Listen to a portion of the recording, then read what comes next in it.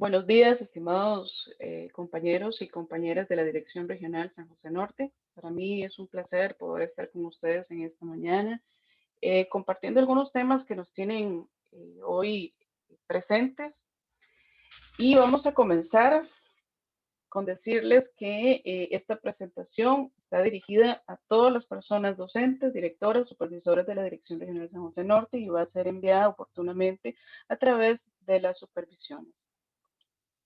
La agenda de hoy, básicamente, como la tenemos proyectada, la podemos resumir en tres grandes temas. El primer gran tema es educación combinada. La educación combinada es necesario entenderla para poder hacer un hilo conductor con lo que es la evaluación. Y al final, que ese es el otro gran tema, el segundo gran tema es los procesos evaluativos en esta educación combinada. Y finalmente vamos a hablar de los lineamientos para las pruebas nacionales FARO para el año 2020-21. Vamos a comenzar con este acuerdo del Consejo Superior de Educación, el cual permite al Ministerio de Educación operacionalizar ese mismo acuerdo, un acuerdo que está, vamos a ver, de la mano con el Ministerio de Salud.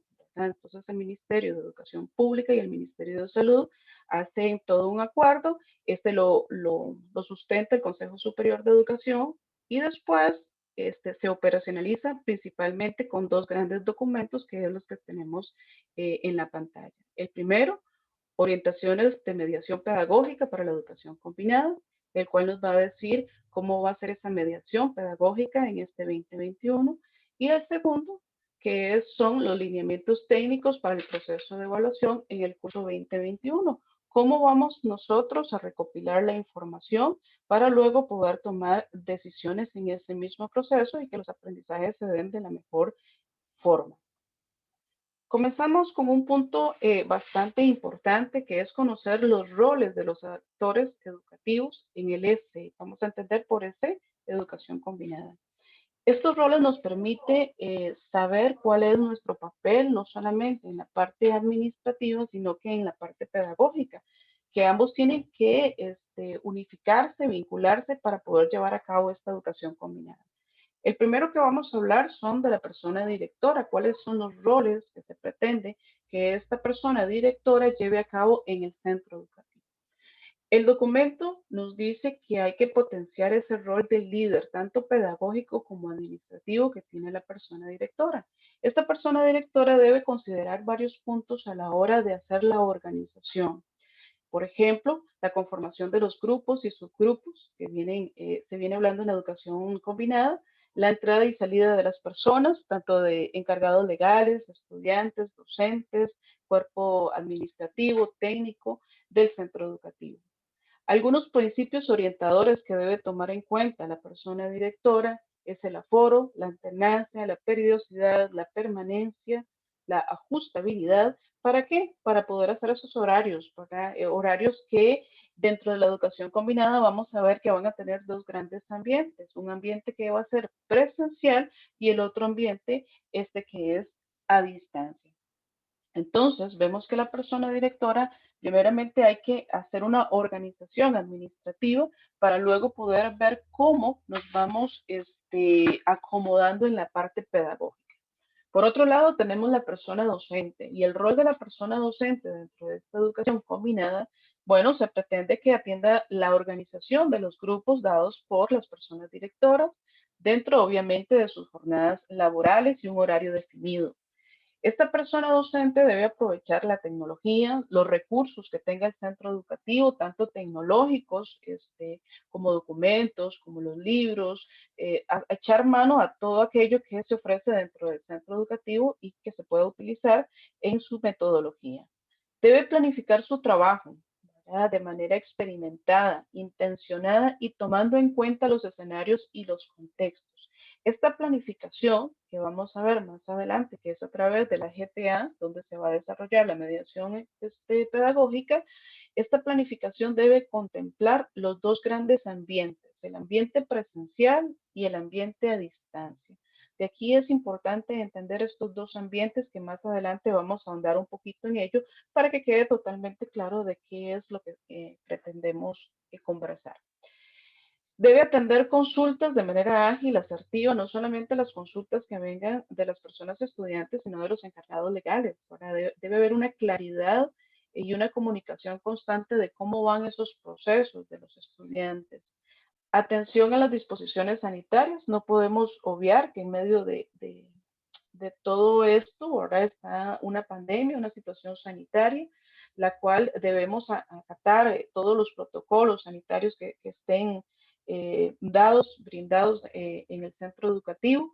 Y finalmente, el planeamiento didáctico.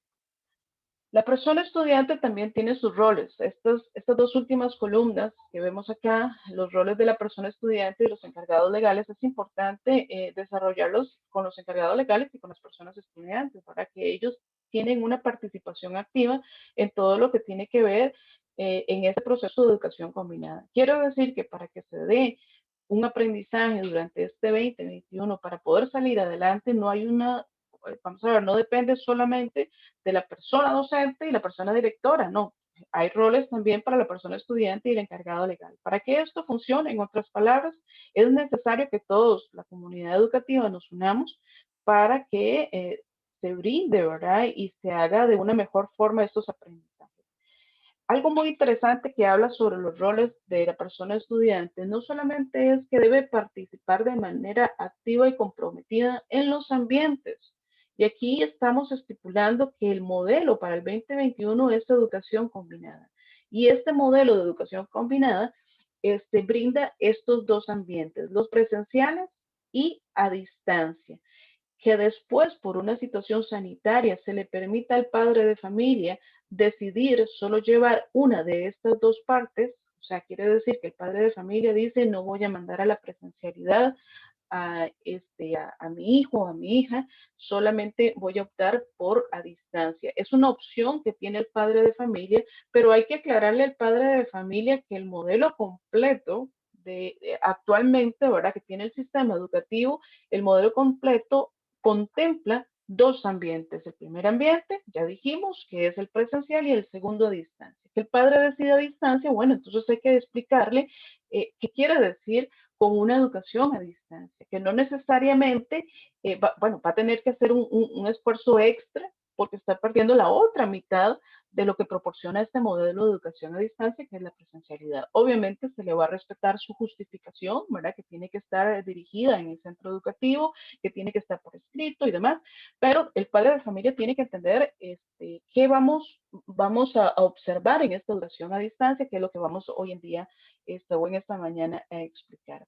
Es importante que el estudiante planifique también sus momentos de trabajo. Para esto, el centro educativo debe proporcionarle tanto a la persona docente como a la persona estudiante un horario. El horario que nosotros normalmente en la presencialidad siempre hemos vivido, ¿verdad? Ese horario donde una persona docente tiene 44 lecciones. Bueno, ¿cuándo están contempladas dentro de estos horarios esas 44 lecciones? Esto también para que haya un acomodo administrativo en caso de docentes que trabajen en otros centros educativos. En cuanto al estudiante, el estudiante debe tener ese horario también. Por ejemplo, si estamos hablando de un octavo de la 8.1, bueno, toda la 8.1 en pleno debe saber cuándo va a estar en matemáticas, cuándo va a estar en ciencias, en religión, en orientación, en educación física, etcétera. Independientemente si es presencial o a distancia, debe haber un horario de estudio también para las personas estudiantes para que ellos se acomoden también y participen de manera presencial o en sus casas a distancia, pero participen de los procesos casi que simultáneos como si estuvieran en la presencialidad. Para esto también se habla que el rol de los estudiantes es autorregular sus propios aprendizajes. Aquí tenemos que empezar eh, a, a, a, desarrollar en ellos aquella habilidad, ¿verdad?, de aprender a aprender, que ya está dentro de la transformación curricular que desde hace unos años atrás venimos conversando. La habilidad de aprender a aprender sigue activa en todos estos procesos y prueba de ello es que seguimos trabajando con las GTA. Finalmente viene el rol del encargado legal, ¿verdad? Este apoyo emocional, este regular el tiempo de actividad tanto tecnológica, en caso de que tenga internet, de estar controlando todos estos procesos, principalmente a distancia, que se están llevando a cabo, sea con tecnología, sin tecnología, pero bueno, regular todo esto, inclusive que no haya una saturación, ¿verdad? De los estudiantes, y si la hay, pues decirle a los docentes o a la persona directora para que se regulen esos horarios. Dar apoyo emocional, hacer uso de las apps de control parental, bueno, y acompañar, dependiendo del nivel maduracional, del nivel de año en que está el estudiante, esos horarios y a cuáles páginas el estudiante está haciendo acceso. Entonces, como vemos dentro de estos roles, todos tenemos participación. Si bien es cierto, aquí pues no están los asesores regionales, pero también nosotros tenemos nuestros roles que están contemplados en uno de los documentos, también los supervisores, la directora regional, toda la Dirección Regional San José Norte, en cada una de sus funciones tiene participación para que la educación combinada sea un éxito en este año. Pasamos a la definición de lo que es educación combinada. Y es importante las definiciones porque esto nos dice cómo debemos actuar en cada uno de los ambientes y también en las áreas tanto administrativas como pedagógicas. La educación combinada tiene una propuesta de mediación pedagógica, ¿verdad? Que son las 4C que más adelante vamos a ver. Dentro de eso dice presencial, a distancia, con un trabajo colaborativo y autónomo que nos permita responder adecuadamente a las exigencias del proceso educativo en la presencialidad, a distancia y en la virtualidad. Algo muy importante es que en todo el libro nunca se habla de dar clases virtuales. Lo que se habla es de una virtualidad pensando en aquellos estudiantes que están en un escenario como uno, dos, inclusive tres, que a veces tienen algún tipo de conectividad, aunque sea limitada. De ahí la importancia de explicarle a los padres que a distancia no implica necesariamente replicar la cantidad de lecciones que van a llevar los estudiantes en la presencialidad, porque ya no habría, matemáticamente hablando, las horas no podrían darse así, aparte que el docente va a cumplir con una jornada de trabajo. Entonces, dentro de esa jornada de trabajo se debe contemplar la atención a la presencialidad y se debe contemplar algún espacio para que el docente pueda atender a distancia. Pero vamos a ver que a distancia va a tener muchas variables que se deben considerar a la hora de planificar su atención. Seguimos con la definición de educación combinada. Nos dice que para adentrarnos en la transición de los componentes de la educación a distancia y las formas de enseñanza presencial. Aquí vemos cómo vuelven a mencionar los dos ambientes, a distancia y la enseñanza presencial. Importante esta diapositiva, principalmente explicarles a los padres que se piensa en un 2021 con una educación combinada con estos dos matices. Es importante que si ellos tienen la elección de no hacerlo presencial, bueno, es una decisión muy de ellos, pero toda la educación que se está planificando, los aprendizajes es contemplando estos dos ambientes, lo a distancia y lo presencial, los cuales al combinar, se puede combinarse actividades prácticas y estrategias educativas que van desde la asistencia presencial a clases y el aprendizaje a distancia de manera sincrónica o asincrónica hasta el aprendizaje autónomo. Entonces aquí los dos grandes ambientes vuelven a hacerse mención. La mediación pedagógica para la educación combinada, lo que está proyectado es en 4 momentos. Cuando empezamos a leer la definición de estos 4 momentos, podemos identificar que no es algo nuevo, simplemente se está poniendo en contexto, en teoría, cada uno de los momentos que nosotros normalmente en una presencialidad hacemos. Si por ahí leemos lo de conexión, colaboración, clarificación y construcción, que son lo que llaman las 4C, podemos ver, por ejemplo, que conexión, si leemos su definición, es muy parecido a esos momentos de diagnóstico que nosotros planificamos para saber el conocimiento previo que trae esos estudiantes, ¿verdad? Que sabemos que la clarificación es aquellos momentos donde el docente toma, en este caso, sea en lo presencial o a distancia, para poder clarificar ciertas consultas que ellos puedan tener, las inquietudes, ciertas proyecciones de aprendizaje que ellos están dando tanto en la presencialidad presencialidad como a distancia. Entonces, estas 4C es lo que va a estar inmerso dentro de la mediación pedagógica. Sin embargo, vamos a ver que eso no es nuevo. Sí sabemos que cada una de las asignaturas específicas, para esto ustedes van a contar con capacitaciones con cada uno de los asesores específicos, estudios sociales, ciencias, inglés, español, matemáticas, educación física, educación musical, etcétera. Y cada uno de ellos les va a hablar cuestiones muy particulares de cada una de esas asignaturas. Por eso yo en mediación pedagógica pues no ahondo mucho porque eso es algo que le compete a cada uno de los asesores específicos. Básicamente este es el esquema de mediación pedagógica para la educación combinada, donde hay un modelo pedagógico que parte de la transformación curricular, que es algo que tenemos que afianzar, que tenemos que haber estudiado, que no está lejos de ningún tipo o ningún modelo de educación, sigue vigente en el momento que seguimos trabajando con los programas de estudio, con un planeamiento didáctico basados en estos programas y en estos enfoques curriculares. Bueno, seguimos trabajando con esa transformación curricular en cada una de nuestras especialidades. En esta mediación pedagógica se va a contemplar los dos ambientes que dijimos que es presencial o a distancia. En esos ambientes se va a contemplar los aprendizajes que están por articularse, los programas de estudio que corresponden a cada año, el planeamiento didáctico que está en la caja de herramientas, en la página web del Ministerio de Educación Pública.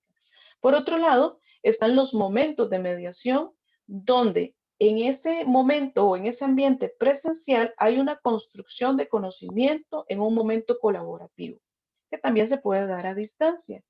Y también vamos a tener esa construcción de conocimientos de momento autónomo, tanto en la presencialidad como a distancia. Entonces, este es el esquema de mediación pedagógica para la educación combinada que hay que contemplar a la hora del desarrollo de cada una de las GTA, de las guías de trabajo autónomo. Los ambientes que hemos estado hablando desde un principio, que están dentro de la mediación pedagógica en la educación combinada, dijimos que es presencial y que es a distancia. Aquí es importante entender cada uno de estos dos ambientes, incluso a la hora de hacer los horarios dentro de los centros educativos. Tanto en lo presencial como a distancia, se va a utilizar las GTA, las guías de trabajo autónomo, que van a salir a partir del planeamiento didáctico. Recordemos que el planeamiento didáctico, básicamente en aquellas 4 columnas, la última columna van a ver estrategias de mediación pedagógica.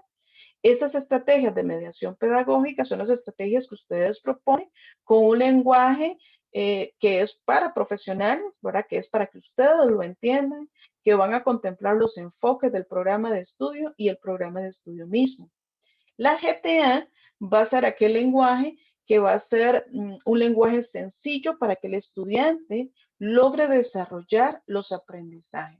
Ahí se pone en movimiento todo lo que es el aprender a aprender de una manera autónoma. Entonces, al estar utilizando las guías de trabajo autónomo, tanto en lo presencial como en la distancia, estamos proponiendo a los estudiantes un trabajo autónomo. La diferencia va a estar que en lo presencial van a acompañarse los docentes de actividades donde él está presente, donde él pueda de una manera más rápida, más ágil, evacuar aquellas consultas, guiar los procesos de aprendizaje, etcétera. Mientras que los chicos a distancia van a tener que, en primera instancia, desarrollar su aprendizaje autónomo. Entonces, imaginémonos en este momento que tenemos la 8.1. Está la 8.1 que ha sido dividida en dos subgrupos, 8.1A y 8.1B. Se supone que el 8.1A en este momento tiene clases de 7 a 8 y 20 en ciencias. Entonces se están desarrollando la GTA de manera presencial. Mientras que la 8.1B se supondría que en el mismo horario de 7 a 8 y 20 debería estar desarrollando la misma GTA, los mismos aprendizajes, puede ser con una metodología diferente, pero debería estar desarrollando la misma GTA, procurando aprender desde a distancia. A distancia, ¿contemplando qué? Contemplando todos los escenarios que puedan representar ese a distancia. Estudiantes con computadora y conectividad, estudiantes con solo computadora, no tienen conectividad, estudiantes con computadora y conectividad, pero muy limitada, estudiantes que no tienen ni conectividad ni computadora. Entonces, todos esos escenarios son a distancia. Y de acuerdo con esos escenarios, deberían ellos estar desarrollando las GTA. Voy a poner un ejemplo acá. Lo presencial ya vamos a saber que va a estar el docente desarrollando con ellos, potenciando su conocimiento con ellos, para compartiendo, acompañándolos. Mientras envía la GTA. Sabemos que los que están en el escenario 4, bueno, se las vamos a dar probablemente impresos. Los que están en el escenario, estamos hablando de la 8.1b, ¿verdad? Todos esos escenarios que pueden estar. El estudiante que tiene computadora pero no conectividad, bueno, podemos darle a ellos los contenidos y las GTA dentro de una llave malla para que ellos puedan desarrollar sus conocimientos en casa. Tenemos los chicos que tienen conectividad, que no tienen ningún problema y tienen dispositivo. Ellos van a trabajar con las GTAs que pusimos dentro de los equipos de Teams, por ejemplo, y ahí van a dejar su evidencia. Entonces, todos estos a distancia deberían de 7, 8 y 20 simultáneamente con los que están presenciales haciendo la GTA, ¿verdad? Importante en este caso que los estudiantes a distancia tengan previo esa GTA para que se puedan hacer.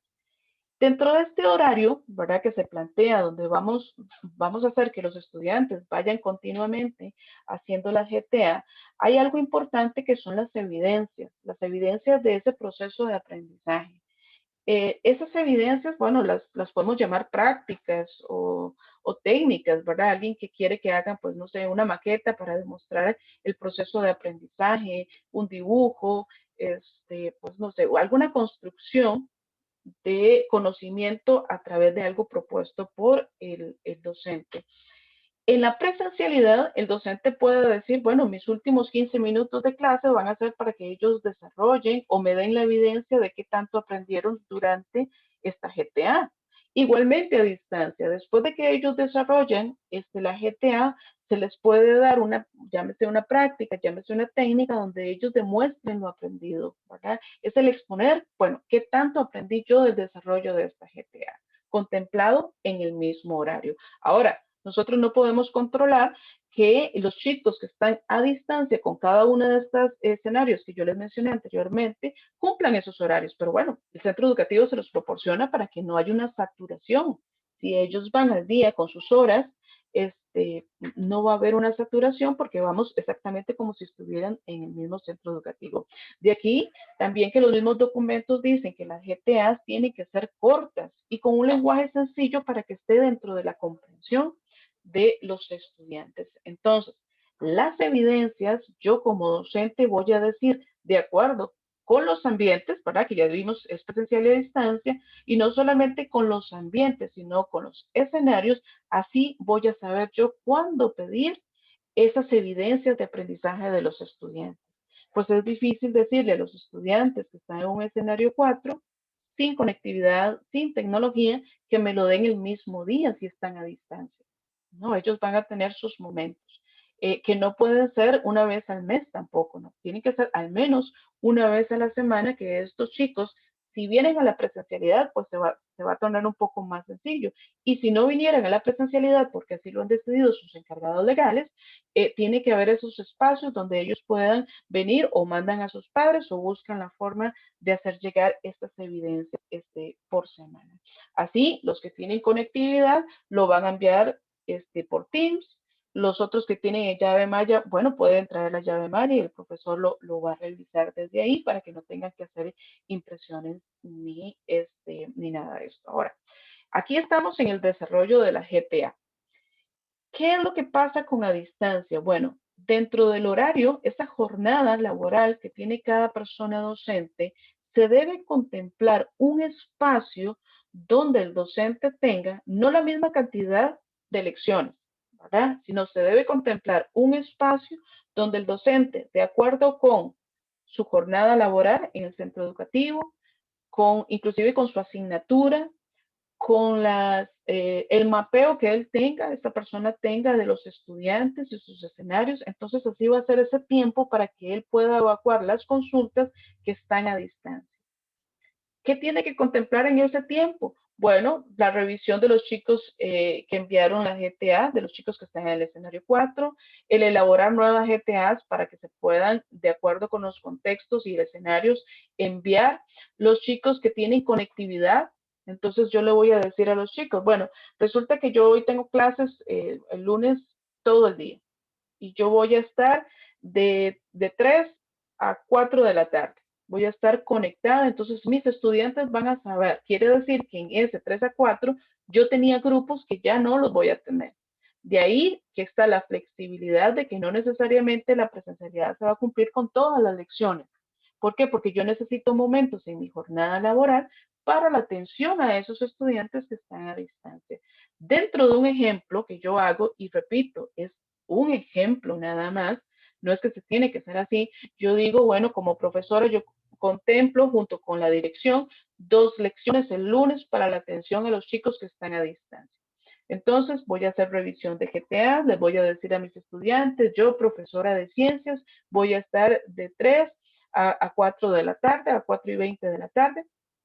Si alguien necesita hacerse, de conectarse conmigo, lo puede hacer. Vamos a hacerlo de manera ordenada. Hoy voy a hacer solamente para los octavos. Entonces, el chico que necesita y requiera ese momento sincrónico se conecta. Le vamos a preguntar cómo le fue en el desarrollo de la GTA, si entendió, si tiene dudas. Le podemos hacer preguntas generadoras de conversación de los aprendizajes, también nosotros para capturar cómo van esos aprendizajes de los estudiantes o ese desarrollo de contenidos. Entonces, de acuerdo con lo que él nos va diciendo, nosotros le vamos apoyando. Si un estudiante no se conecta, que es una pregunta frecuente, no hay por qué bajarle puntos. Si él no necesita en ese momento conectarse porque pudo desarrollar bien la GTA, no hay ningún problema. Se conecta quien necesita conectarse, ¿verdad? Ya si vemos que hay un estudiante que no está en la presencialidad y nunca se conecta a distancia, pues vamos a procurar ya llamarlo específicamente, cómo va, si hacemos una llamada por teléfono, si hacemos alguna comunicación para ver cómo van sus procesos para que no se desligue del todo del centro educativo y tenerlo ahí controlado de que va con los procesos igual que todos sus compañeros. Esas sesiones asincrónicas yo las debo contemplar también dentro de esos momentos que voy a atender a distancia. ¿Qué son esas sesiones asincrónicas? Bueno, pueden ser inclusive correos electrónicos que los estudiantes me han enviado con sus consultas de lo que pasó en la mañana. Profesor, no entendí esto, no pude desarrollar el final de la GTA porque este tema no me queda claro. Podemos reunirnos en otro momento, cuándo va otra vez a haber una reunión sincrónica o simplemente manda sus consultas que el estudiante tenga. Esos son los momentos asincrónicos. Inclusive ver el chat de cada uno de los grupos que el profesor tenga para ver si hay consultas, para saber si se va a generar un estilo de foro entre ellos mismos evacuando sus consultas, que también eso podría darse. Y nosotros estar visualizando en qué andan estos chicos. Repito, esos momentos de a distancia no requieren una inversión de la misma cantidad de lecciones de la presencialidad. Se requiere una atención a consultas, inclusive a desarrollo de contenidos que no han sido aprendidos por los estudiantes, ¿verdad? Y que ellos nos están buscando. Lo que sí es cierto es que en el momento de esa reunión se supone que ya los estudiantes hicieron un intento de desarrollo autónomo de esos aprendizajes con cada una de las GTA. Eso es, no venimos a desarrollar la GTA partiendo de cero con todos los estudiantes, no. Venimos partiendo de que ya ellos desarrollaron esos conocimientos o un intento. Que alguien no pudo lograrlo, bueno, vamos a ver qué fue lo que pasó y le vamos a dar tiempo para que entregue sus evidencias. Inclusive, si vienen a la presencialidad, vamos a reforzar en la presencialidad eso que tal vez no se comprendió muy bien a distancia.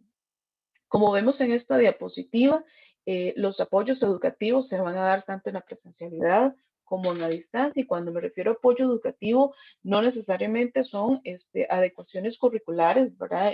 Significativas o no significativas, sino es cualquier tipo de apoyo que el estudiante requiera para lograr esos aprendizajes.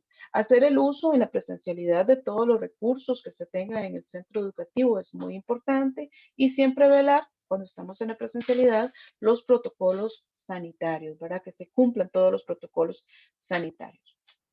En este caso vemos que a distancia implica cada uno de estos escenarios y otros escenarios que podríamos hacer una lista larga de esos escenarios que ustedes han observado. Bueno, los que nos ha dicho los documentos son los primeros cuatro, que ya los mencioné anteriormente.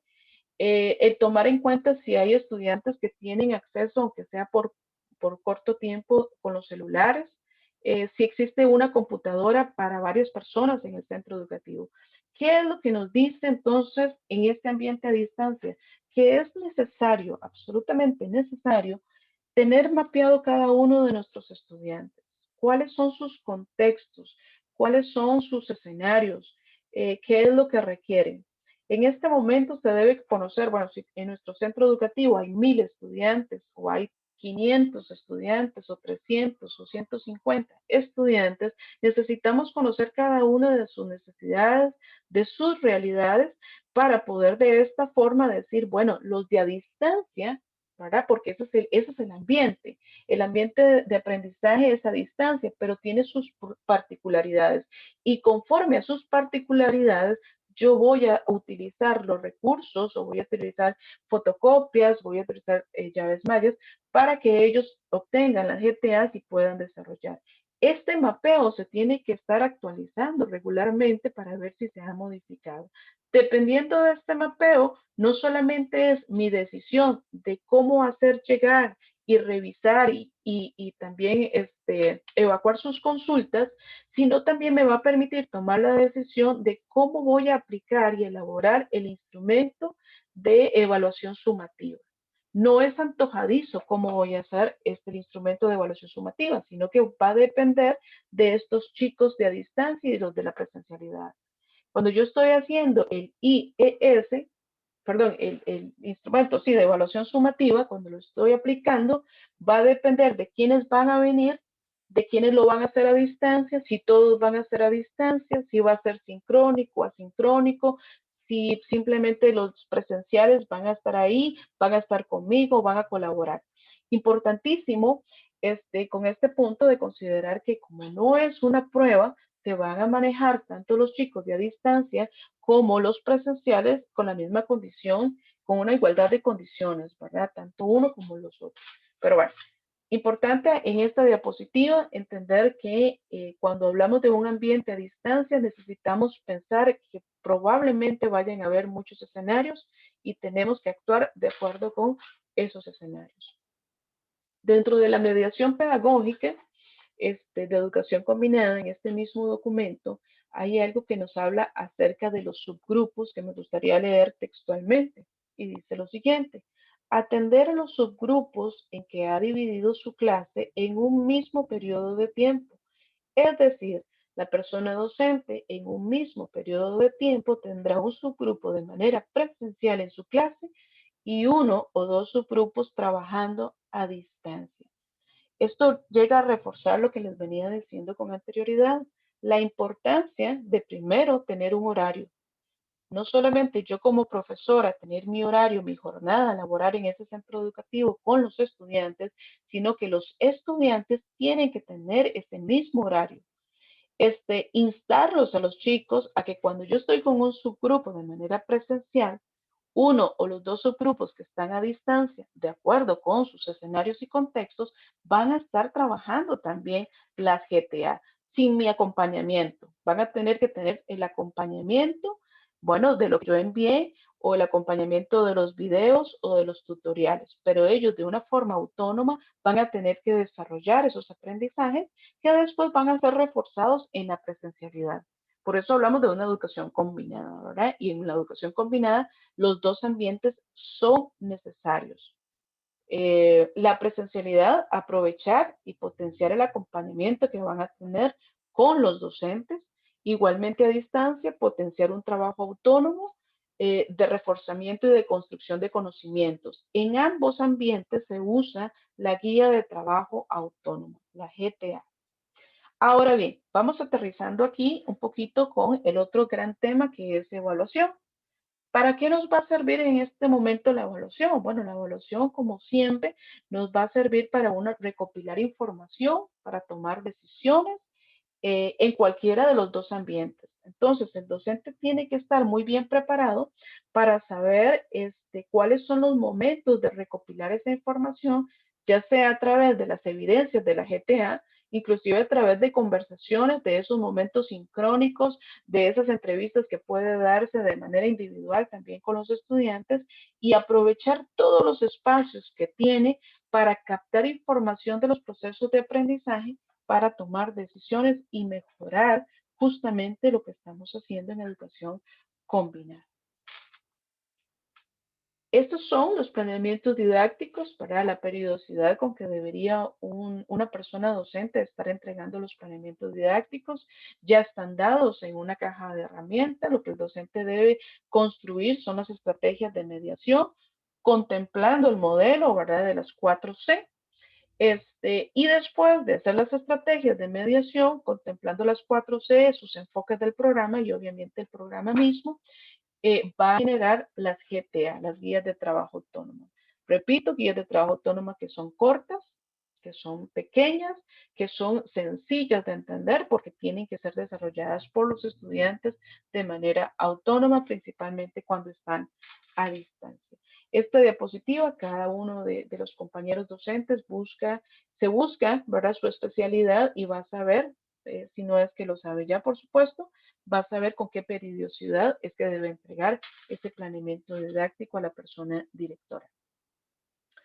Los grupos de asignatura o figuras afín son necesarios para saber cómo vamos a llevar esos procesos de evaluación, principalmente cómo va a estar dividido el porcentaje de la nota de los estudiantes. En el gran grupo 1, vamos a ver más adelante cuáles son los dos momentos, los dos grandes momentos para generar esa calificación. Hablemos un momento del grupo 3. Los que están en el grupo 3 son los que van a utilizar el tipo de evaluación diagnóstica y formativa. En el caso de ellos van a validar los conocimientos no a través de una calificación, sino a través de niveles de desempeño o niveles de logro, que lo vamos a ver un poquito más adelante. Después de estos tres grandes grupos, pasamos a ver cómo sería la subdivisión de esos porcentajes. En el caso del grupo 1, van a trabajar con una GTA que vale 55%. ¿Cómo van a hacer los compañeros docentes para ir calculando ese 55%? Bueno, van a tener un pequeño instrumento que yo ya se los hice llegar a través de los comités de evaluación, donde indicador por indicador ellos van valorando el nivel de logro o el nivel de desempeño de los estudiantes conforme sus aprendizajes.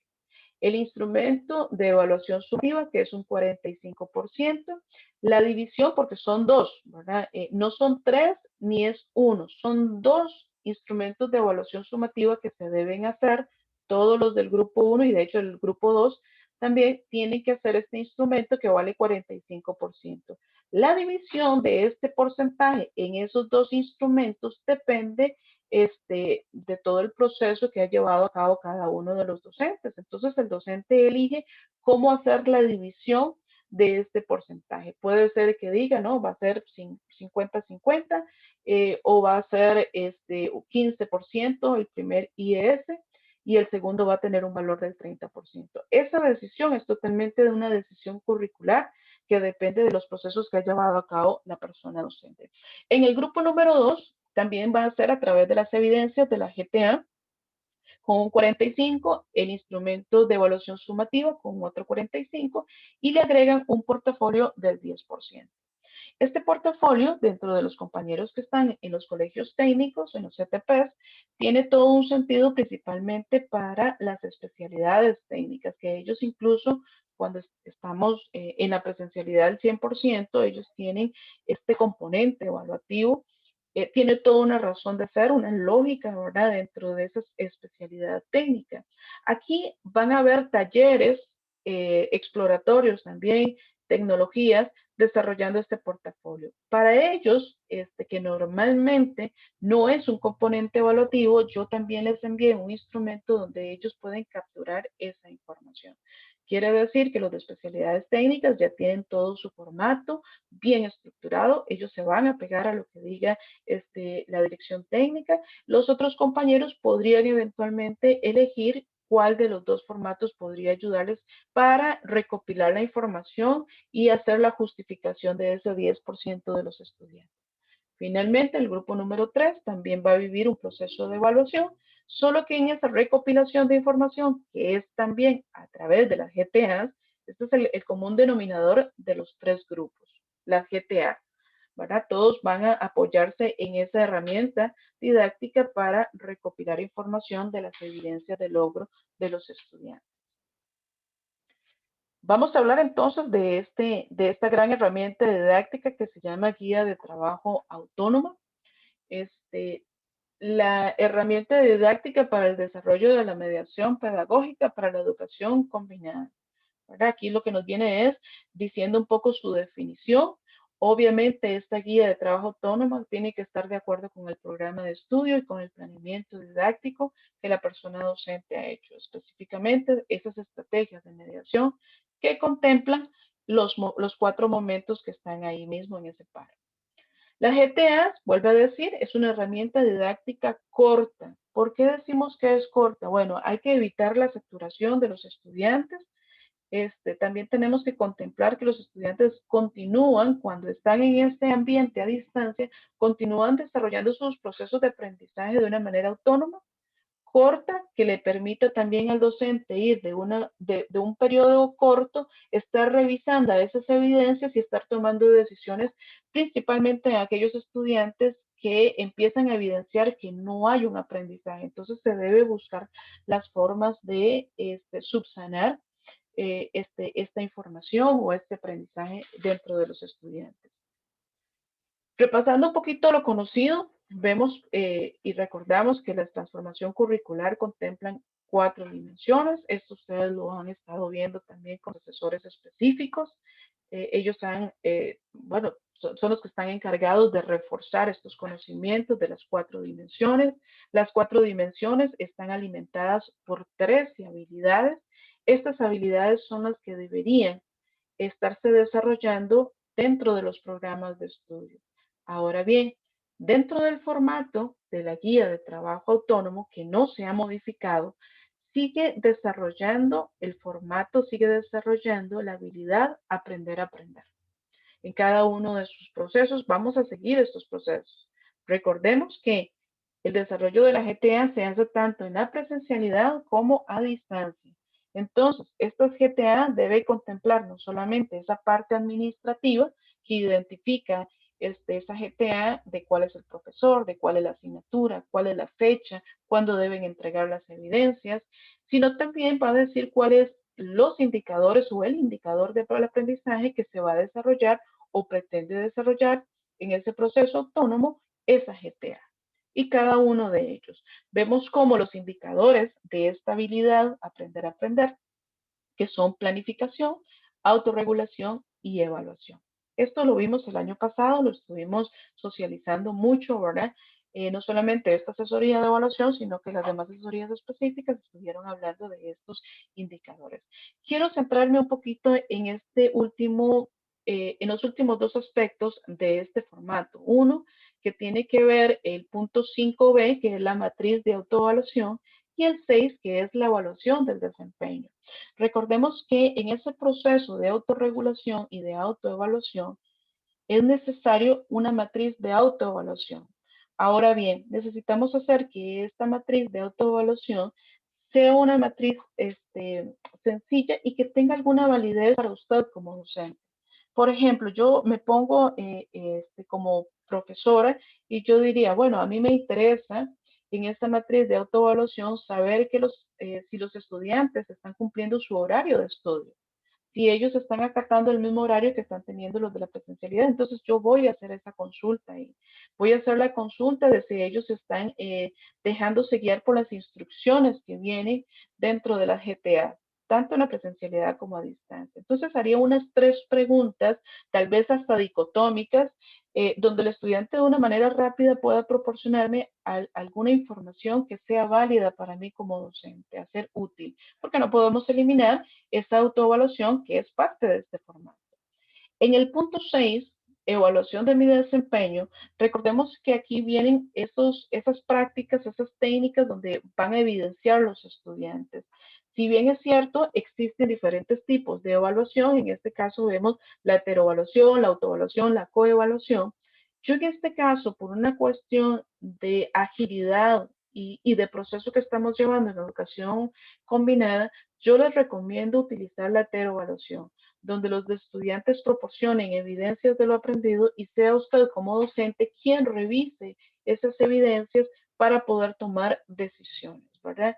Pensando un poco en los dos ambientes que estamos viviendo. Tal vez la presencialidad por ahí nos pueda ayudar en algún momento a hacer un tipo de coevaluación o autoevaluación, ¿verdad? Pero tenemos que entender, respetar las distancias, que ellos no pueden reunirse en subgrupos, entonces ahí también la cuestión sanitaria que debemos contemplar. Entonces ustedes ahí lo pueden decidir, de mi parte recomendarles la heteroevaluación para una cuestión de agilidad y continuación de los procesos. Por otro lado, tenemos el formato de la guía de trabajo autónomo de preescolar, que es igual que el año pasado, ese no se ha modificado. Las compañeras pues se identifican mucho, más que todo porque sus procesos van acorde con lo que dice este formato. Finalmente tenemos la guía de trabajo autónoma, el formato de las asignaturas técnicas, ¿verdad? De los colegios técnicos profesionales. Este sí modificó un poquito. En este caso, esta modificación sigue respetando el desarrollo de la habilidad de aprender a aprender y sigue respetando cada uno de los indicadores que conforman esa habilidad aprender a aprender. Entonces, ellos modifican un poco, pero los productos vienen haciendo lo mismo. Igual, utilizar esas evidencias, ese producto, esa confirmación de aprendizaje para generar toma de decisiones y mejorar los procesos cuando sean necesarios mejorarlos. Tenemos por otro lado los dos tipos de niveles, el nivel de desempeño, ¿verdad? Y el nivel de logro. Hay diferencias teóricas con cada uno de estos dos, pero bueno, aquí los vamos a homologar un poquito con lo que tiene que ver con los puntos. En caso de los niveles de desempeño, utilizamos el avanzado, que son 3 puntos, el intermedio 2 puntos y el inicial 1 punto. En el caso de los niveles de logro, el logrado 3 puntos, en proceso 2 puntos y no logrado 1 punto. Obviamente, cuando una GTA no se pueda evidenciar, ya sea porque quedó en blanco, porque no se hizo, etcétera, pues hay una no evidencia de ese aprendizaje, equivaldría a un 0, ¿verdad? Pero de primera entrada ese 0 es una evidencia de que tenemos que tomar decisiones junto con el estudiante y averiguar qué fue lo que pasó, por qué fue que no se hizo esa práctica, por qué es que no hay ninguna evidencia de aprendizaje en alguno de los indicadores. Recordemos que los niveles de logro son utilizados mayormente por preescolar, por inglés, me parece por ahí, y que hay alguna otra asignatura. Casi todas las asignaturas utilizan los niveles de desempeño, pero bueno, ahí se pueden homologar cada uno con los puntos. El proceso para la valoración de las evidencias de la GTA. Seguimos aquí con la GTA. Hay 5 pasos por los cuales el documento de los lineamientos de evaluación que salió para este año dicen que debemos repasar antes de decidir dar una calificación en cuanto a ese 55% de la GTA o 45% en el caso del grupo 2 de la GTA.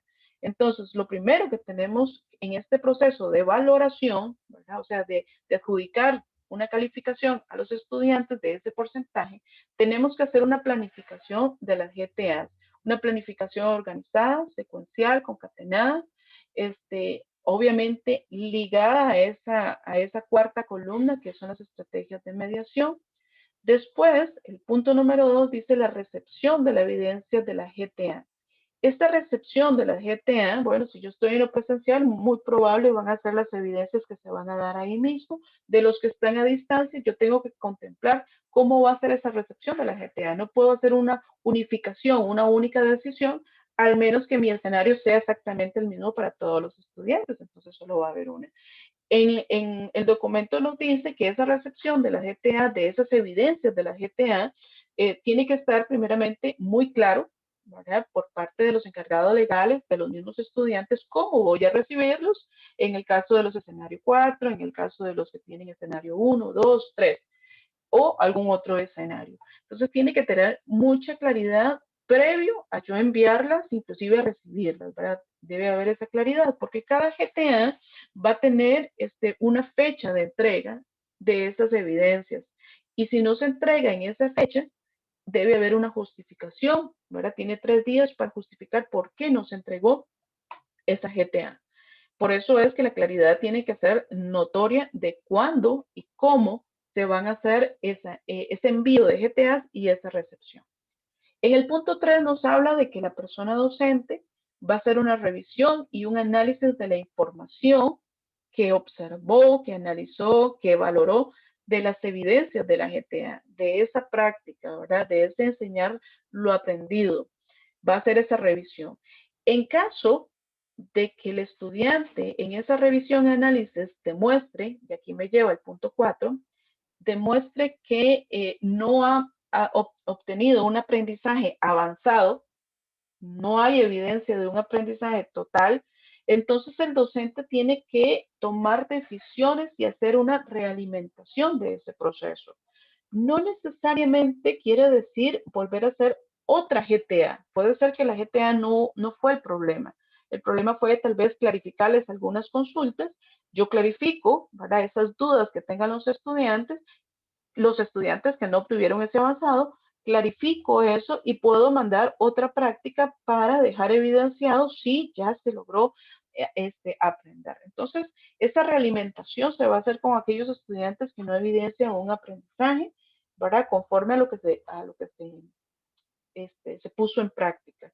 Se toman las decisiones tanto con la GTA como con las prácticas para tratar de que ese aprendizaje se logre.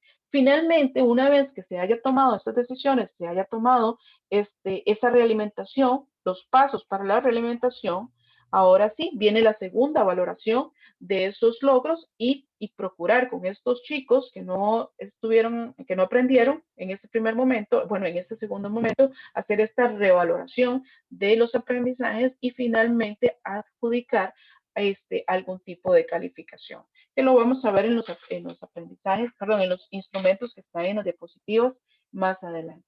Obviamente todo este proceso de valoración de las GPAs es lo que va a alimentar y va a sustentar la elaboración del informe descriptivo de logro que se va a hacer en este primer periodo y en el segundo periodo y que va a contener también la promoción o no de los estudiantes. Por eso es importante respetar todos esos procesos de valoración. Aquí hay un ejemplo del cálculo de la nota del primer periodo. Este es un instrumento muy sencillo que yo elaboré y que compartí con ustedes, principalmente esperando que ya a nivel de Ministerio de Educación Pública nos envíen el EDIMED, ¿verdad? Con todas las modificaciones que esto implica, o nos envíen el instrumento que ya finalmente se va a utilizar. Por mientras, este instrumento sencillo les permite a ustedes ir evidenciando cómo va cada uno de sus indicadores, principalmente para la toma de decisiones en aquellos chicos que no muestran ningún aprendizaje. En este caso, yo utilizo rangos. Recordemos que aquí estamos utilizando en este ejemplo los niveles de desempeño avanzado, intermedio, inicial y un no hay evidencia. Estos niveles, ¿verdad? O de desempeño, yo lo que utilizo son rangos para poder saber cuándo va a ser un 3, un 2, un 1. Los rangos, para poder determinar de forma cualitativa, es utilizado en algunos sistemas educativos incluso.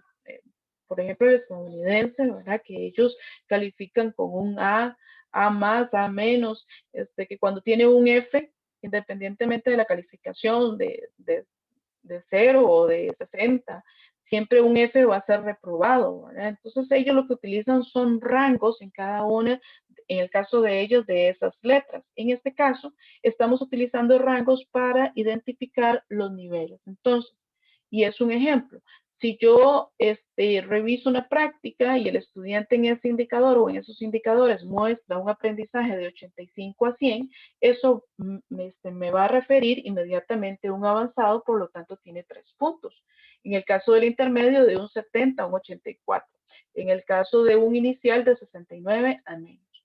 Entonces, aquí podemos ir tomando decisiones y al mismo tiempo ir haciendo la calificación del estudiante de acuerdo con los porcentajes. En este caso, al ser del grupo 1, me va calculando cómo van esos porcentajes, total de puntos, la calificación de 1 a 100, y me va calculando de ese 55% cuánto va ganando el estudiante. ¿Qué nos permite esto? Tomar decisiones prontas y oportunas. Si vemos, por ejemplo, aquí el ejemplo de Carolina, que lleva 3 ceros, ¿verdad? En esos indicadores, en el indicador 1, 2 y 3, ya es hora de empezar a tomar decisiones. ¿Qué es lo que está pasando? Yo como docente debo saber por qué Carolina no ha modificado esos ceros, si ya hablé con los padres de familia, si ya comuniqué a las compañeras de orientación para ver si ellas saben algo, los compañeros o los profesores guías, averiguar si es solo en mi asignatura, si son en varios, para tomar decisiones prontas y oportunas. Para eso es que nos debe de servir los instrumentos de evaluación, ¿verdad? Para tomar decisiones prontas y oportunas y tratar de subsanar aquello que impide el aprendizaje de nuestros estudiantes. Este sería el ejemplo de cálculo para el grupo número 2. Viene siendo la misma tónica con los mismos rangos. Aquí lo único que se le agrega sería el portafolio, que tiene un valor del 10% para que haga el cálculo de 1 a 100 de la nota final. Pero igualmente aquí lo que se hace es la conversión del 45% de cada una de las GPA. ¿Para qué nos sirve el instrumento? Justamente para tomar decisiones. Esa persona Emily, ese estudiante Carlos, que nos empiezan a decir con estos números que debemos tomar decisiones como pedagogos, como profesionales, para ver si subsanamos ese aprendizaje. Y este es del grupo número 3, que solo van a dar un nivel de logro o un nivel de desempeño dependiendo de la asignatura, pero igualmente pueden ir recopilando la información en cada uno de los indicadores que ellos desarrollan. Aquí tenemos la otra gran forma de obtener esa calificación final, que es el instrumento de evaluación sumativa, el IES. El año pasado se llamaba instrumento de mediación sumativa. En este caso le cambiamos evaluación, quitamos mediación, ponemos evaluación. Me gustaría leer la definición textualmente. Dice aquí, se define instrumento de evaluación sumativa a la organización de técnicas y sus respectivas actividades. Quiere decir, y vamos a ver más adelante cuáles son los ejemplos de técnicas. Entonces, el docente toma una de esas técnicas y va a condicionar diferentes actividades para proporcionar al estudiante vamos a ver, este producto, para que el estudiante dé un producto de los aprendizajes seleccionados. Entonces, de esta definición podemos sacar varias cosas. Primero, yo necesito seleccionar una técnica. Necesito desarrollar esas actividades, ¿verdad? Para que los estudiantes la puedan hacer de manera autónoma. Y lo otro es que son de aprendizajes seleccionados que ya se vieron en las GTA. Entonces, de aquellas GTAs que yo desarrollé durante un tiempo, yo selecciono aprendizajes que quiero venir a afianzar, ¿verdad? A que ellos hagan esa gran práctica, o desarrollen esa gran técnicas o esas grandes actividades para que el estudiante pueda afianzar esos aprendizajes que se desarrollaron ya en la GTA. Finalmente, algo muy importante es que no corresponde a una prueba. Por lo tanto, no es necesario cumplir con los lineamientos que tiene que ver con la prueba. ¿Por qué? Porque el IES se puede hacer de manera presencial o se puede hacer a distancia. No necesariamente tiene que contemplar 8 días los temas que van a ser desarrollados, no, han venido desarrollando en la GTA, al menos que sea una asignatura que vaya a requerir ciertos implementos que deban de tenerlos ya previos. Entonces sí se pueden enviar, no necesariamente con 8 días, se pueden decir, bueno muchachos, ustedes van a utilizar esto. No les va a sorprender, ¿por qué? Porque son los mismos implementos que han venido utilizando en la GTA. Pero es importante ahí para los comités de evaluación también dar seguimiento de que el instrumento de evaluación sumativa no se convierta en una prueba. ¿verdad? Porque no tiene esos lineamientos. ¿Cuáles son algunos lineamientos que se deben considerar para este instrumento? Bueno, el contexto de la persona estudiante, la ubicación del centro educativo, la capacidad también de aforo de ese centro educativo, a quiénes y por qué vamos a llamar a algunos a la presencialidad, a que hagan el instrumento, quiénes lo van a hacer a distancia, etc. Durante su aplicación, dice el documento, no se van a aplicar GTAs, ellos van a estar dedicados a la construcción o a la elaboración de este instrumento de evaluación sumativa, sea en presencialidad o sea a distancia.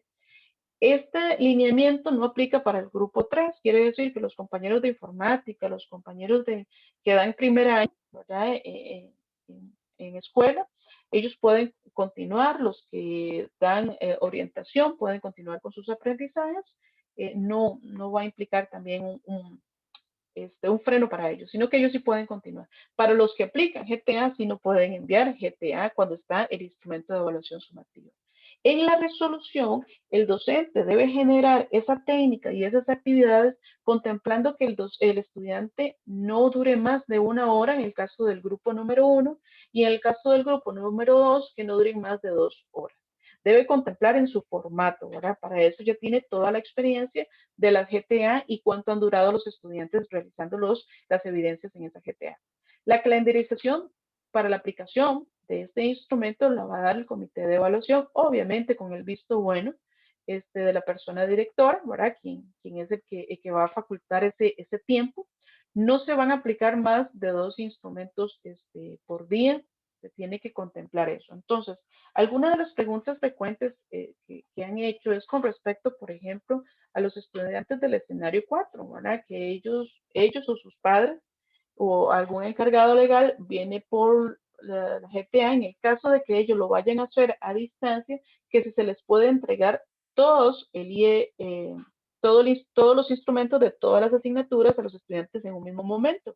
Eso no estaría incorrecto, ¿verdad? Siempre y cuando le acompañemos con esos instrumentos de evaluación sumativa el horario donde se supondría que a distancia él debe desarrollar cada una de esas asignaturas. Entonces, si él quiere hacerlos todos en un día, pues ya es una decisión que lo va a hacer a distancia. Si él va respetando mejor para hacerlos bien y tomar su tiempo en la casa, hacerlos de 2 en 2 cada día igualmente. Entonces, en este caso, el centro educativo, a través de la figura del comité de evaluación, le proporciona a los estudiantes esa calendarización para que ellos se puedan guiar con esos horarios.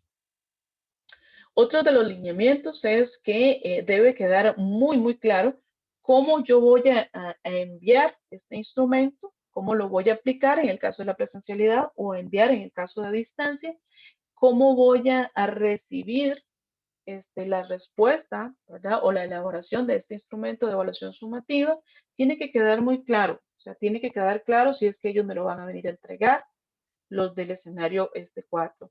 Ahora, algo que se debe contemplar en este caso es aprovechar los recursos que se tienen. Si hay estudiantes en un mismo grupo que sí cuentan con internet, que sí cuentan con conectividad, que sí pueden hacerlo en la computadora y pueden enviarlo a través de Teams a cada uno de los equipos o pueden enviarlo al correo electrónico, aprovechar ese momento, no unificar una sola decisión, porque no estaríamos incluso bajo el respeto de los recursos que tengan los mismos estudiantes. Entonces, necesitamos ser congruentes con nuestras decisiones de cómo entregarlas nosotros como profesores y cómo recibirlas de los estudiantes, ser congruentes con los recursos que se tienen y respetuosos también de los escenarios y de los contextos.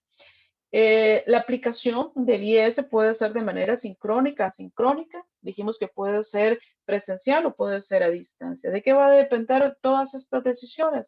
De lo que se ha vivido con las GTAs, cómo hemos trabajado con los chicos de las GTAs, cómo hemos vivido esta educación combinada, cuáles son los estudiantes que sus padres justificaron la no asistencia al centro educativo por el asunto de la pandemia. Todas esas pequeñas y grandes particularidades se deben respetar a la hora de la toma de decisiones. La persona docente cuenta con 15 días, ¿verdad?, para poder entregar y devolver calificado ese instrumento de evaluación sumativa. Garantizar una comunicación oportuna tanto con el estudiante como el encargado. de todos los procedimientos que tienen que ver con este instrumento, con la aplicación, la asignación, la resolución, la calificación final, la entrega, etcétera. Tiene que haber una comunicación fluida por parte de la persona docente con cada uno de los encargados legales.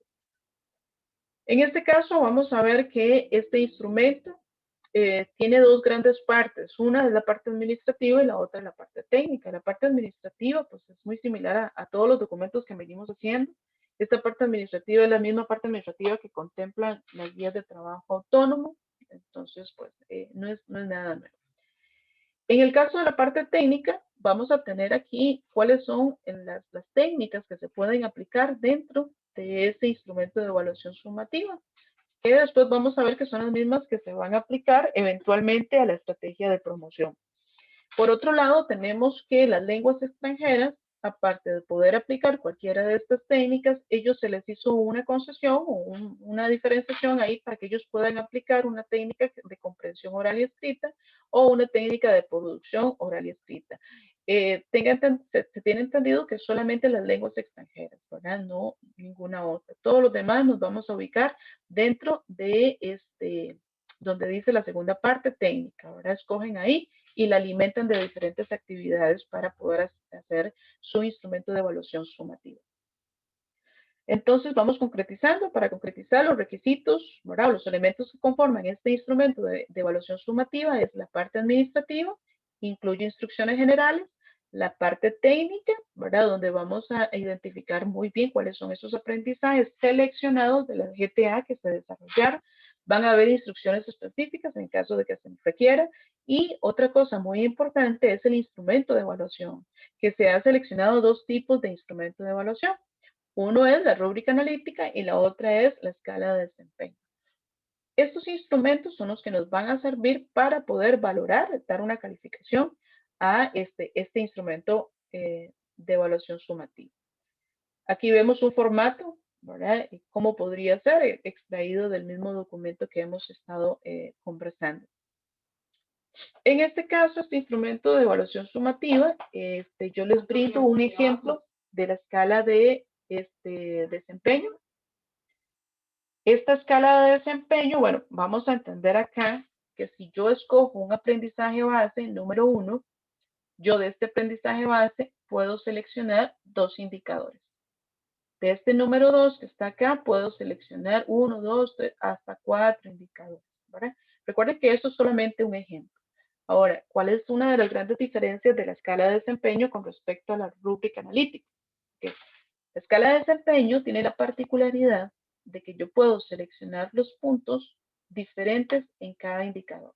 Entonces, el 1.1 vale 3 puntos. Y yo justifico aquí cómo gano un punto, cómo gano 2 y cómo gano 3 puntos.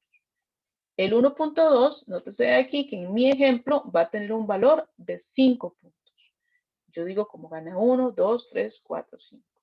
Yo les doy como recomendación no pasarse más de los 5 puntos, porque cada punto hay que justificar cómo gana o pierde los estudiantes esos puntos. Entonces, yo creo que es bastante manejable el hecho de hacerlo de 1 a 5. Igualmente, proporcionado, ¿verdad?, a cada uno de los indicadores que nos permite tener diferentes valores.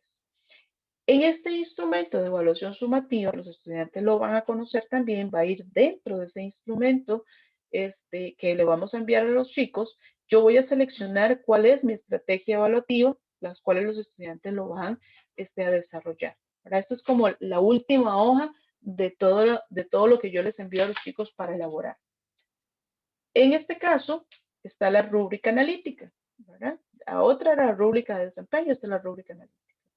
Tiene exactamente el mismo formato, nos va a clasificar todo lo que hay acá. Igual puedo seleccionar diferentes indicadores. La diferencia está en que la rúbrica analítica, todos los indicadores van a tener exactamente la misma cantidad de puntos. En este ejemplo, todos valen 3 puntos, pero yo puedo hacer una rúbrica analítica de 1 a 4, donde todos mis indicadores valen 4 puntos, o de 1 a 5, donde todos mis indicadores valen 5 puntos. Igual, la misma recomendación, no pasarme de 5 puntos, ¿verdad?, para hacerlo manejable.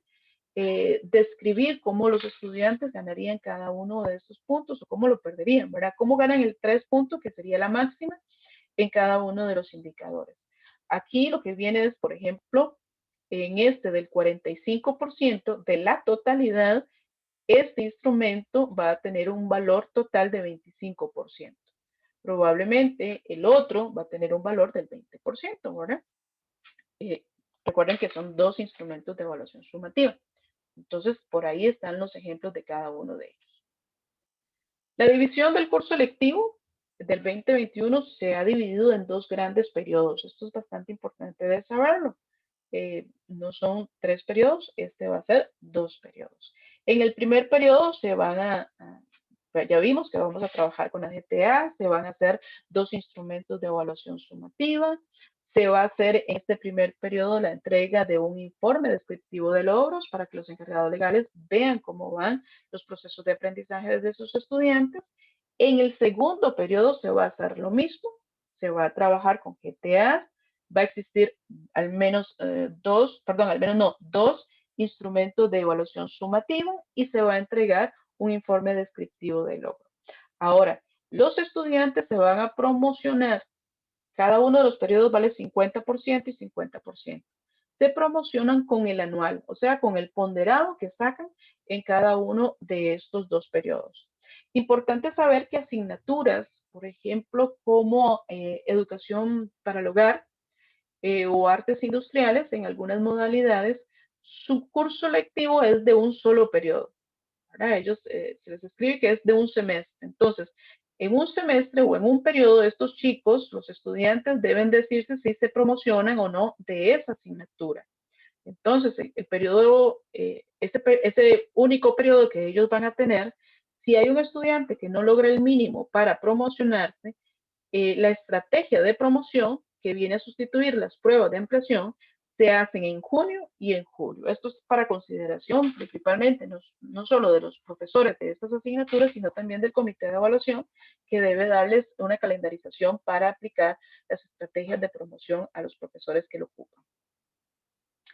¿Cómo tendrían la condición de aprobado los estudiantes? Bueno, aquí hay un punto muy importante por aclarar, que es que los chicos que están en primer año de educación general básica, o sea, los primer grado, tal vez para que pueda explicarme mejor, o sus representaciones en cada una de las modalidades, ¿verdad? Primer nivel de escuelas nocturnas, primer periodo del nivel de educación adultos, primer semestre del primer nivel de aula edad.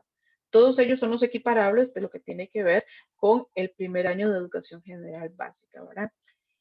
Estas personas estudiantes de cualquiera de estas modalidades que vemos representadas en esta diapositiva se promocionan si han realizado y entregado al menos el 80% de la totalidad de las guías de trabajo autónomo.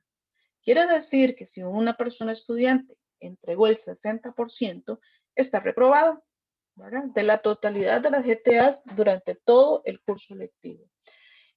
Una de las cosas importantes por aclarar acá, porque he visto mucha consulta con respecto a esto, es que este 80% de esa totalidad es aplicable única y exclusivamente para estos niveles, para el primer año de la educación general básica o sus representaciones en las diferentes modalidades.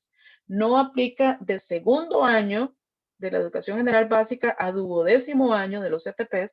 Para ellos, en ninguna de las asignaturas se aplica eso, ¿verdad? Exclusivo el 80%, repito, para los chicos que están en primer año de la educación general básica. ¿Cómo se aprobarían entonces los estudiantes que están en segundo, ¿verdad? De segundo a sexto año de la educación general básica, o los de tercer ciclo, que son séptimo, octavo y noveno año, los de tercer ciclo de vocacional, los de aula edad en esos niveles, los de CIDEA, etc. Bueno, se promocionan si llegan a un igual o a superior a 65 como mínimo en el periodo anual. Ellos no tienen que ver con el cumplimiento del 80%, ninguno de ellos. Entonces, estos estudiantes se van a promocionar si sumando las GTA con el IES da 65 o más. En el caso del grupo 2, si con la GTA, el IES y el portafolio les da 65 o más. El promedio anual. De esa forma es que estos estudiantes se van a promocionar. De forma parecida va a ser con los chicos de educación diversificada. Esto quiere decir los chicos de décimo, undécimo, duodécimo, el tercer ciclo de los colegios bilingües, décimo y undécimo de educación diversificada en algunas asignaturas, ¿verdad? En las asignaturas que venían en los grupos, los INDEAS y cada uno de esos cursos emergentes, cursos libres, etc. La condición de aprobado de estos estudiantes es igual o superior a 70. ¿Cómo adquieren ese 70? Con las GTA, el IES y en algunos casos con el portafolio. Nótese que no es que haya asistencia, no es que se conecten de manera sincrónica con el docente, no, es con los productos que van dando, con esa demostración de lo aprendido a través de las GTA, del instrumento de evaluación sumativa y a través del portafolio en el caso de las asignaturas que lo requieran. Tiene que dar como promedio anual mínimo un 70 y ya estarían promocionados. ¿Qué pasa si estos chicos no llegan a ese mínimo? Si tienen menos del mínimo, menos del 65 o menos del 70. Ellos tienen la opción de ir a hacer estrategia de promoción. La estrategia de promoción, leamos el concepto, la definición, dice es la organización de técnicas o actividades variadas que debe realizar la persona estudiante que aplaza una o más asignaturas o figuras afín, con el propósito de definir su promoción final. Entonces, los chicos que no lleguen a ese mínimo para aprobar tienen la oportunidad de realizar 2 estrategias de promoción. ¿Quiénes accesan a la estrategia de promoción? Los que están desde el segundo año de la educación general básica hasta el último año de educación diversificada, sea sea undécimo o duodécimo año o aquellos niveles que tienen que ver con educación de adultos. Entonces, repito, la estrategia de promoción son aquellos estudiantes que no logran ese mínimo para aprobar. Y son 2, ¿verdad? Importante saber esto. ¿Cómo aprueban los estudiantes la estrategia de promoción? La estrategia de promoción de segundo, bueno, con los niveles que vemos aquí abajo, logrando un igual o superior a 65. Tienen que, en esa estrategia de promoción, lo que los docentes los pongan a hacer, en esas evidencias de lo aprendido, tienen que ganarse al menos un 65 o superior a 65. En el caso de estos niveles, educación diversificada, diversificada vocacional, colegios bilingües, etcétera, en algunas asignaturas, tiene que ser igual o superior a 70 para que logren en alguna de las 2 estrategias de promoción que tengan que hacer. El formato de la estrategia de promoción es exactamente igual que el del instrumento de evaluación sumativa. Exactamente igual. De hecho, se van a usar en la parte técnica las mismas técnicas que se proporcionaron en el instrumento de evaluación sumativa.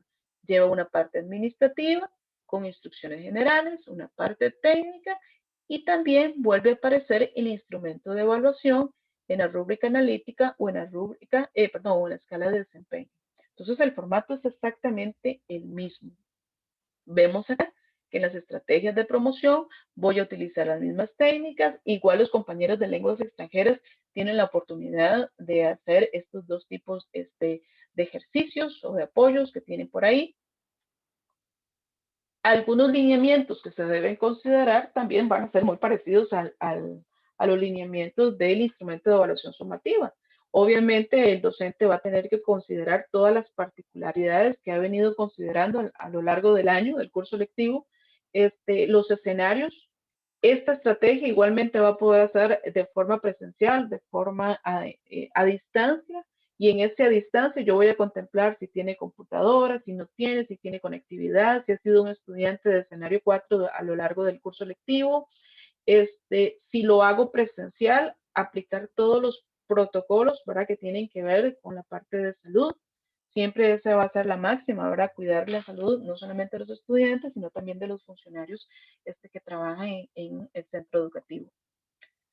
Como dije anteriormente, tanto se puede aplicar esta estrategia de promoción tanto presencial como a distancia. El comité de evaluación, con el visto bueno siempre de la persona directora, va a definir la fecha, la hora, el lugar de aplicación, etcétera, en uno y en el otro. En el caso de distancia, pues el lugar de aplicación no, ahora ahí sería cómo va a ser su entrega y recepción. Obviamente, el comité de evaluación en este caso tiene que tener la información del mapeo de los estudiantes para decidir cómo va a ser esta recepción de los estudiantes de acuerdo a su contexto y escenario. En todo momento debe haber una comunicación oportuna con la persona estudiante y el encargado legal.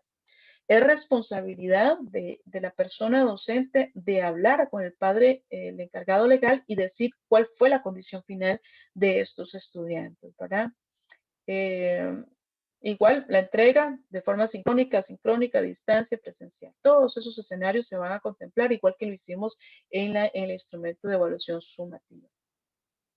En este caso, vamos a utilizar contenidos que fueron desarrollados obviamente durante la GTA.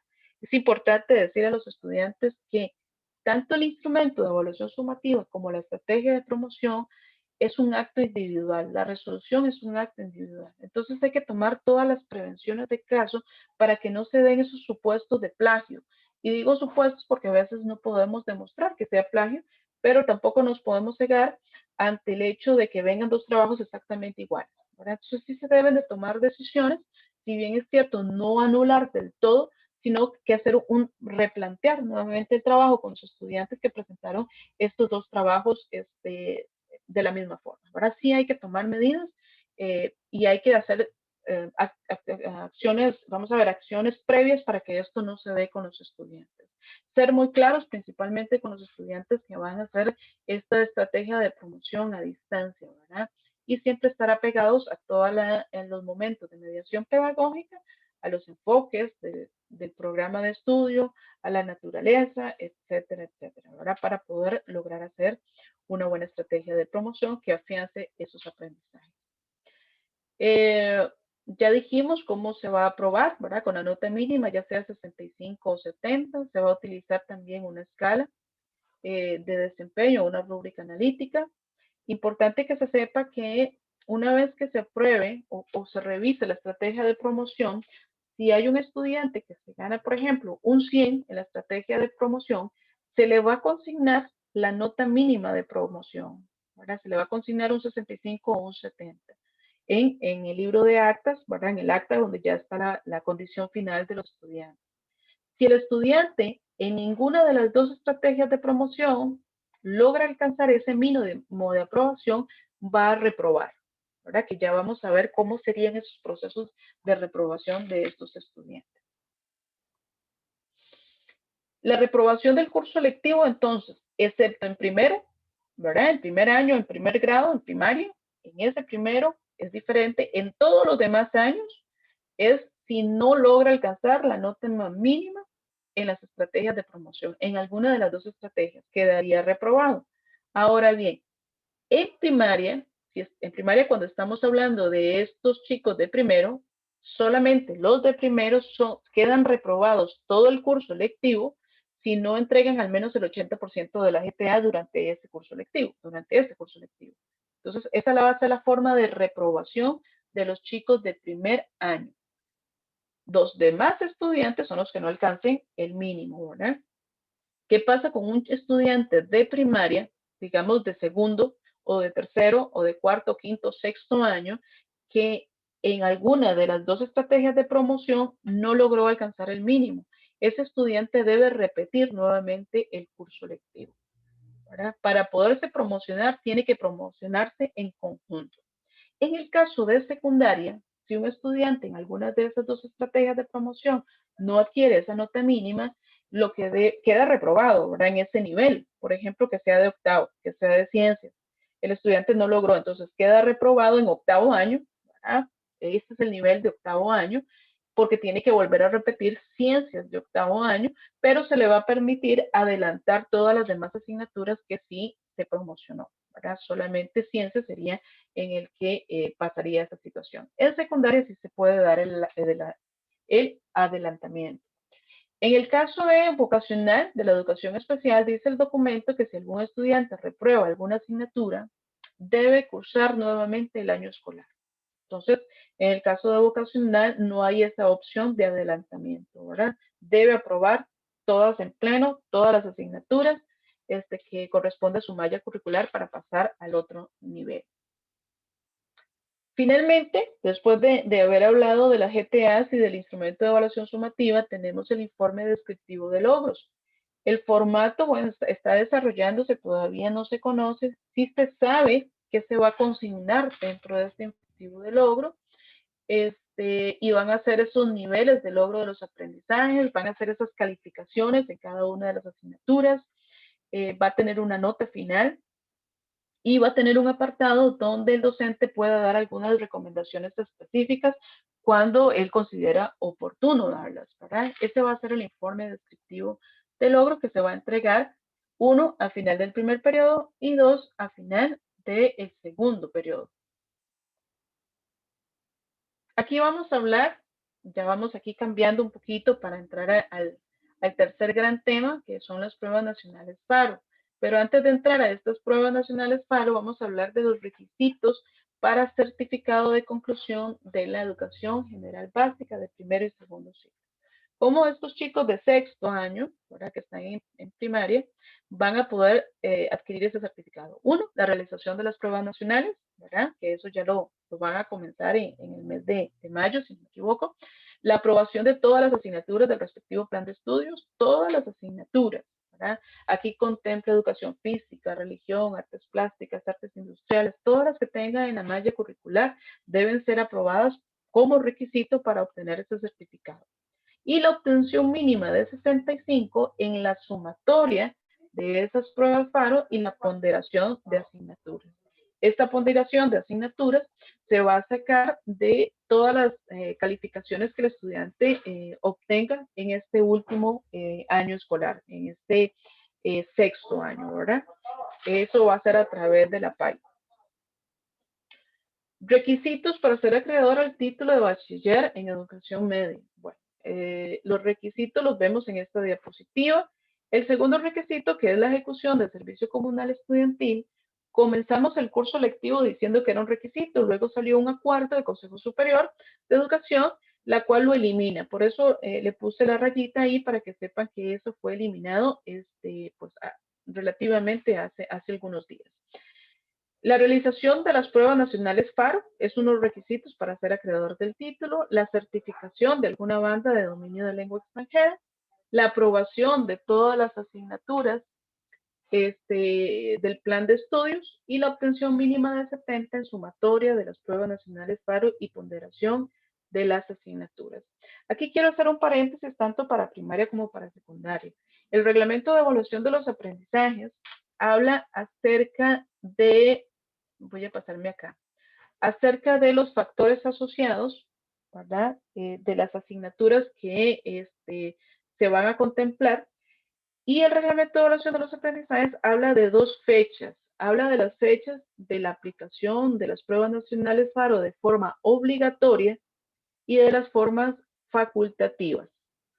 Entonces, las fechas obligatorias en el caso de primaria van a ser ahora en mayo, ¿verdad? El 18. Esa es la obligatoria que van a tener los chicos de sexto, porque deben de cumplir con estos dos requisitos. Y las facultativas, va a ser del 26 al 29 de octubre.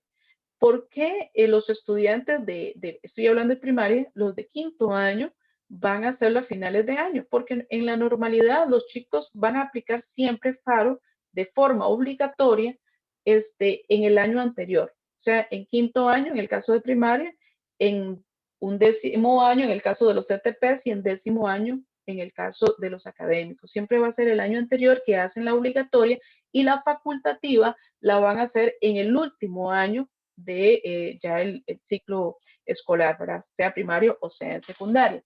Antes de seguir en esta, me voy a volver para dónde estábamos. Aquí.